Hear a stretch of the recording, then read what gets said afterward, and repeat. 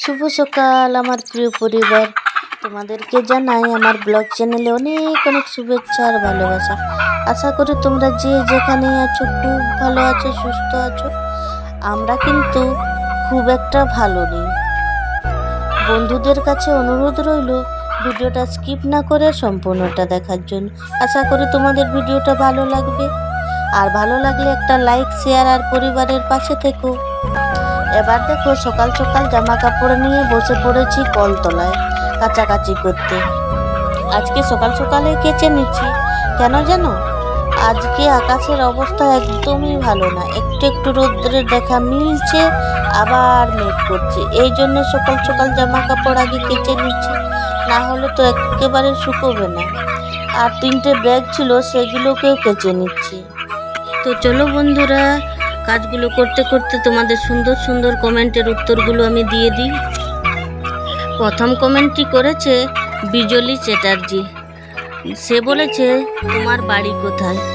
আমার বাড়ি হলো বাঁকুড়া জেলার জঙ্গলমহল এরিয়ার ছোট্ট একটি গ্রামে। তারপরের কমেন্টটি করেছে শর্মিষ্ঠা দাস। বন্ধু হয়ে পাশে থাকলাম, সব কিছু করে দিলাম, ভিডিওটা পুরো দেখলাম, খুব সুন্দর হয়েছে। থ্যাংক ইউ শর্মিষ্ঠা বনু। বন্ধু হয়ে পাশে থাকো, অবশ্যই আমিও তোমার পাশে থাকবো। তারপরের কমেন্টটি করেছে রচনা। খুব সুন্দর হয়েছে, থ্যাংক ইউ রচনা বুনু। তারপরের কমেন্টটি করেছে করুণা। পাশে থাকলাম, তোমাকেও অনেক অনেক ধন্যবাদ করুণা বুনু। তারপরের কমেন্টটি করেছে হাউস ওয়াইফ রূপা ব্লগ। দিদি ভাই খুব সুন্দর হয়েছে, থ্যাংক ইউ। তারপরের কমেন্টটি করেছে ঝুম্পা ঘোষ। দিদি ভাই আপনার বাড়ি কোথায়? আগেই তো বললাম বুনু, আমার বাড়ি হলো বাঁকুড়া জেলার জঙ্গলমহল এরিয়ার ছোট্ট একটি গ্রামে। তারপরের কমেন্টটি করেছে সঙ্গীতা আর্ট ওয়ার্ল্ড। আপনার বাড়ি কোথায়? একটু আগেই তো বললাম বুনু। তারপরে আশা দাস, খুব ভালো লাগলো দিদি ভাই, থ্যাংক ইউ। সবার কমেন্ট পড়া হয়তো আমার পক্ষে সম্ভব হয়নি। বিশ্বাস করো বন্ধুরা, 3-4 দিন ধরে শুধু হসপিটাল আর ঘর দৌড়াদৌড়ি করতে করতেই আমার দিন শেষ হয়ে গেছে। ফোনটা ঘাটার সময়ই পাইনি। কেউ তোমরা রাগ করো না, যেভাবে আমাকে ভালোবাসা দিচ্ছ এইভাবেই ভালোবাসা দিও। আমিও তোমাদের পরিবারে গিয়ে পাশে থাকবো, কারণ তোমরা তো জানোই 2000 জনকে আইডিতে নেওয়া যায়। এইভাবে তোমরা সুন্দর সুন্দর কমেন্টগুলো করতে থাকো, আমি প্রত্যেকের নাম ধরে ধরে কমেন্টগুলোর উত্তর দিতে থাকবো। তো বন্ধুরা, আর একজন কমেন্ট করেছে, বলেছে দিদি ভাই তোমার নাম কি? আমার নাম হলো লতিকা হাঁসদা। ওই বুনুটার নাম এই মুহূর্তে আমার মনে পড়ছে না। বুনু, যদি তুমি এই ভিডিওটা দেখে থাকো, তুমি আবার অবশ্যই কমেন্ট করবে, তোমার নামটাও আমি সুন্দরভাবে নেব। এবার দেখো বন্ধুরা, তোমাদের কমেন্টের উত্তর দিতে দিতে আমার বাসন মাজা, ঘর মোছা প্রায় শেষ করে আসছি। কারণ 3-4 দিন ধরে হসপিটাল দৌড়াদৌড়ি করেছি, তো 3-4 দিন কোনো ঘর মোছামুছি করা হয়নি। বন্ধুরা দেখো, কত বড় বিপদ থেকে আজ রক্ষা পেলাম। এই যে ফ্যানটা না, আমিও ঘর মুছে বের হলাম, দিয়ে মেয়ে বসেছিল, ফ্যানের হাওয়া খাচ্ছিল, আর দুম করে ওর মাথায় পড়েছে। জানো, খুব একটা লাগেনি, এই যে এইখানটায় লেগেছে। দেখি, এদিকে সরো, এখানে বসো। এই যে এইখানটায় অল্প কিছু পেয়েছে, আর এই যে এইখানটায় পেয়েছে একটু জাঙের কাছে, আর ওই যে হাতে, ওই যে। ভগবান সত্যিই আছে, আমাদেরকে আজকে এত বড় বিপদ থেকে রক্ষা করলো। এই আমি মেয়েকে ডাকলাম, বলি চানটা করে না, উঠো। কিন্তু আমার কথা শুনলে তো আর এত বড় বিপদটা হতো না, বলো। আমি তো তোমাকে বললাম যে আমার চলো, এখন আর পড়াশোনা করতে হবে না, উঠো একটু চানটা করে নাও, কিন্তু আমার কথা শুনলে না, বলো। ব্যথা করছে, ডাক্তার কাছে নিয়ে যাব? হ্যাঁ গো, পুরো ফুলে গেছে, এই যে এইখানটায় ব্যথা করছে না। আর বন্ধুরা, এই যে এইখানটায় লেগেছে একটু, এই যে হাঁটুর উপরের অংশে। তোমার বাবাকে ফোন করবো, ডাকবো? না না। তো বন্ধুরা, তোমরা এই গরমে এই ফ্যানকে খুব একটু নজর দেবে, কারণ আমাদের অনেক দিন ধরেই খটখট আওয়াজ করছিল, কিন্তু আমরা অত গুরুত্ব দিইনি। আজকে শেষমেশ পড়েই গেল। ভাগ্যিস আমার মেয়েটার কিছু হয়নি, ভগবান সহায় ছিলেন বলে আজকে আমার মেয়ের কিছু হয়নি। নাহলে এই যে হসপিটালে যাতায়াত যে কতবার করলাম আমার বোনের জন্য, যাচ্ছি আর আসছি। বাবা কি গরম, খুব গরম হয়ে যাচ্ছে গো, পুরো দুমড়ে মুচড়ে গেছে। দেখো পুরো দুমড়ে গেছে, আর এখনো এটা গরম হয়ে আছে। এইখানটা পুড়ে গিয়ে মনে হয় এই যে নাটটা খুলে গিয়েছিল, এখনো পুরো গরম আছে। চলো চলো চলো চলো।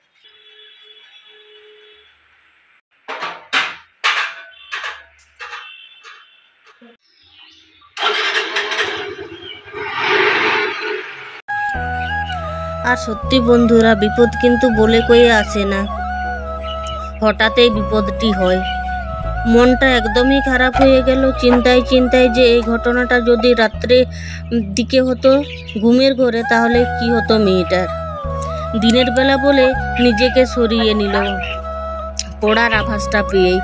পাখাটা কিন্তু খুব বেশি জোরে ঘুরছিল না, আমি স্পিড কমিয়ে সুইচটা অন করে দিয়ে কলতলায় গেছি, যে পোছাটা দিয়ে ঘর পুছলাম ওইটাকে ধোয়ার জন্য।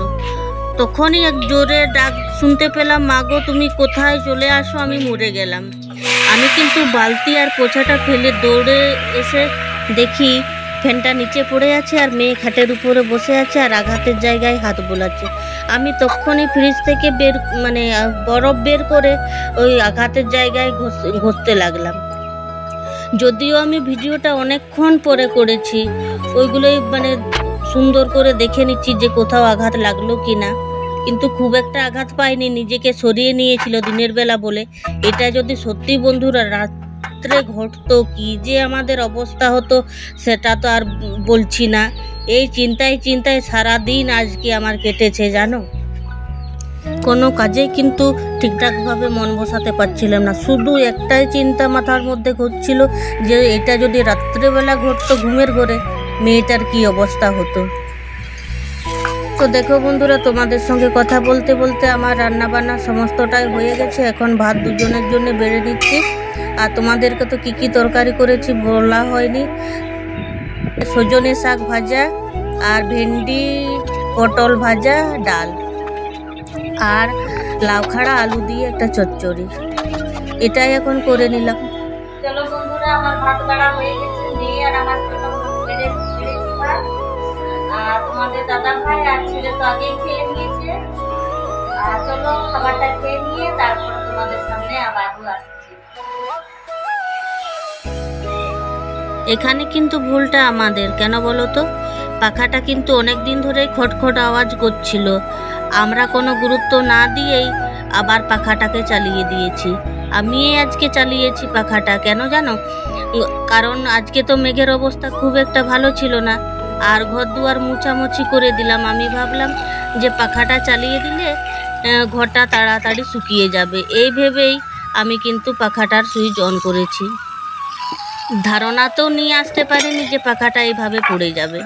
বন্ধুরা, তোমরা কিন্তু এই ব্যাপারটাকে এড়িয়ে যেও না, এই ভুলটা কেউ কখনো করো না। কারো যদি এইভাবে পাখাটা খটখট করে আওয়াজ করে, তোমরা কিন্তু চেক করে নিও। আর দেখো, আমি খাওয়া দাওয়া করে নিয়েই বাসন কোসন নিয়ে আবারও হাজির হয়ে গেছি কলতলায়। অল্প করে রান্না করেছিলাম ভাত, তরকারি মোটামুটি আছেই, আর ভাতটা দুজনের জন্য রাত্রেবেলা হবে। আর দুজন তোমাদের দাদা ভাই আর ছেলে তো যাবে বিয়ে বাড়ির নেমন্তন্ন খেতে, রাত্রেবেলার নেমন্তন্ন আছে, সেই জন্য মেয়ে আর আমার জন্য রাত্রেবেলার ভাতটা হয়ে যাবে। ভাতটাকে একটা বাটির মধ্যে রেখে সমস্ত হাঁড়ি কুড়ি বাসন কোসন মেজেও নিলাম। মাঝামাঝি করে কলতলাটা আমি পরিষ্কারও করে নিলাম। আমি কিন্তু এইভাবেই কলতলা পরিষ্কার করি। আর বন্ধুরা, তোমাদেরকে তো বলাই হয়নি কি কারণে আমি হসপিটাল আর ঘর দৌড়াদৌড়ি করছিলাম। আমার নিজের বোনের না ছোট্ট বেবি হয়েছে, হসপিটালে ভর্তি আছে। এই জন্যেই আমি 3-4 দিন ধরে হসপিটাল দৌড়াদৌড়ি করছি। যেদিন বেবিটি হয় সেদিন আমি রাত্রেবেলা হসপিটালেই ছিলাম, আর 2-3 দিন ধরে হসপিটাল আর ঘর দৌড়াদৌড়িয়েই শুধু করছি। কারণ সিজারে বাচ্চা হয়েছে, মেয়ে বাচ্চা হয়েছে, আর বোন বলে কথা, মনটা ঘরে শান্তিও পাচ্ছি না একবার করে, সেই জন্য দেখে আসছি। একেই বলে রক্তের টান। গতকালকে কিন্তু আমরা দুজনেই গেছিলাম বোনকে দেখতে। তোমাদের দাদা ভাইও গেছিল আর আমিও গেছিলাম। তোমাদের দাদা ভাই বলছে আমিও দেখে আসি চলো, ওই জন্য গতকালকে দুজনেই গেলাম দেখতে। আর এবার দেখো বন্ধুরা, সমস্ত ঘরের কাজকর্ম সেরে এসে একেবারে চলে এসেছি মাঠে। কারণ তোমাদের দাদা ভাই আর ছেলে গেল বিয়ে বাড়িতে, আর আমি আর মেয়ে চলে এসেছি মাঠে ছাগল গরু নিয়ে। দেখো মাঠটা কি সুন্দর দেখাচ্ছে বন্ধুরা, সত্যি ঘরের থেকে মাঠে ঘাটে কিন্তু খুব সুন্দর লাগে। সবাই মিলে গল্প সল্প করছি। ওই যে দুটো বাচ্চাকে দেখতে পাচ্ছ, ওদের আমি বড় মা হই। ওরা আমাকে খুব সুন্দর সুন্দর গল্প করে দিচ্ছে, বলছে বড় মা জানো স্কুলে এই হয় সেই হয়, আমরা এইরকম খেলাধুলো করি, নাচ গান করি। এরা কিন্তু স্কুলেতেও যায়, আর ফ্রি টাইমে একটু গরু ছাগলও দেখাশোনা করে। দেখো বন্ধুরা, আমাদের গরু ছাগল চড়ানো হয়ে গেছে, সন্ধে হয়ে আসছে বলে আমরা কিন্তু ঘরের উদ্দেশ্যে রওনা দিয়েছি। তো চলো বন্ধুরা, তোমাদের সাথে একেবারে ঘরে গিয়ে দেখা হচ্ছে।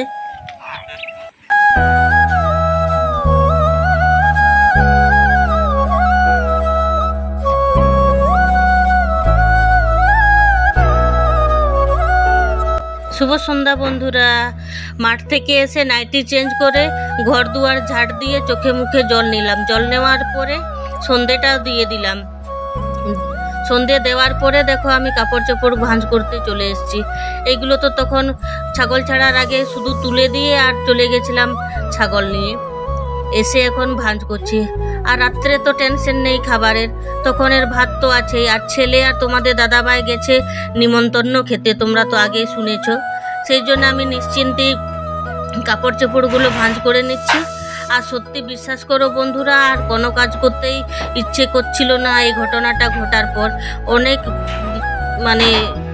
অনেক দিন ভিডিও দেওয়া হয়নি বলে আজকের ব্লগটা শ্যুট করে নিলাম। 3-4 দিন মনে হয় আমার চ্যানেলে কোনো ব্লগ শেয়ার করা হয়নি। আর তোমরা তো জানো নতুন চ্যানেল, ব্লগ শেয়ার না করলে ভিউজ ডাউন হয়ে যায়। নিজে একটুও সামনে আসলাম না তোমাদের সামনে। সত্যি বন্ধুরা, আজকে ফ্যানটা নিচে পড়ার পর থেকে না আর মনটা ভালো লাগছিল না। একদম মন যেন কেমন, এই শুধু দুশ্চিন্তা হচ্ছিল যে মেয়েটার কি হতো যদি মেয়ে একটু সরে না যেত। তোমরাও কিন্তু এই গরমের মধ্যে রাত্রেবেলা একটু সাবধানে ঘুমাবে। আর কারো যদি ফ্যান এইভাবে নড়বড়ে থাকে তারা কিন্তু অতি অবশ্যই সারিয়ে নেবে।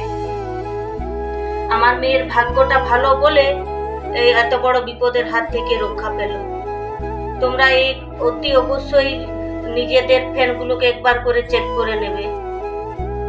তো বন্ধুরা, আজকে আর ভিডিওটা বেশি বড় করছি না। একদম এখনো পর্যন্ত মনটাকে আমি শান্ত করতে পারছি না।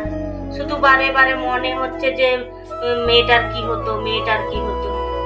তো বন্ধুরা, আর ভিডিওটা বেশি বড় করছি না, তবু অনেকটাই বড় করে ফেলেছি ভিডিওটা। একটু মনোযোগ দিয়ে দেখে নাও, আর ভিডিওটা ভালো লাগলে লাইক সাবস্ক্রাইব করে পাশে থাকবে। তো আজকের জন্য এইখানেই ভিডিওটা শেষ করছি।